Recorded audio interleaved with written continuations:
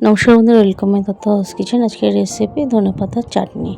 শীতকালে এই ধনেপাতার চাটনিটা গরম ভাতের সঙ্গে খুব ভালো লাগে আর অনেক দিন স্টোর করে আপনি রাখতে পারেন। এর জন্য আমি নিয়েছি 500 গ্রাম প্রায় ধনেপাতাটাকে ভালোভাবে ধুয়ে নিয়েছি বেছে। এরপর আমরা শিলপাটায় বেটে নেব। এখানে নিয়েছি কাঁচা লঙ্কা বাটা, রসুন বাটা থেতো করে নিয়েছি আর আদা কুচি। এখানে তো তেঁতুল একটা ভিজিয়ে রেখেছিলাম, তেঁতুলের পাল্প বার করে নিয়ে এর মধ্যে জিরে গুঁড়ো, হলুদ গুঁড়ো আর লঙ্কা গুঁড়ো দিয়ে দিলাম।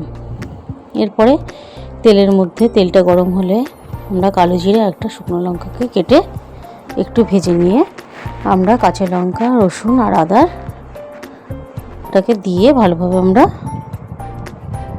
ভেজে নেব।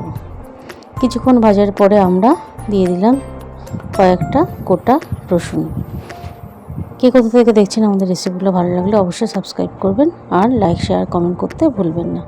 এরপর আমরা তেঁতুলের পাল্পটাকে আমরা দিয়ে দিলাম।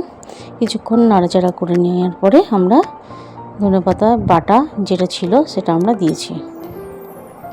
এরপরে ভালোভাবে আমরা কষাবো।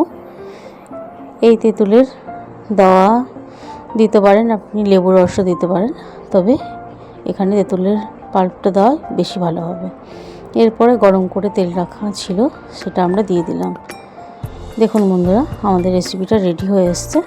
আমরা নামিয়ে নিয়েছি। এটা গরম ভাতের সঙ্গে খাবেন, অনেক দিন স্টোর করে রাখতে পারবেন, কোনো নষ্টই হবে না। একদিন করে অনেক দিন খেতে পারবেন। আজকের পর্যন্ত এই পর্যন্তই। নমস্কার, ধন্যবাদ।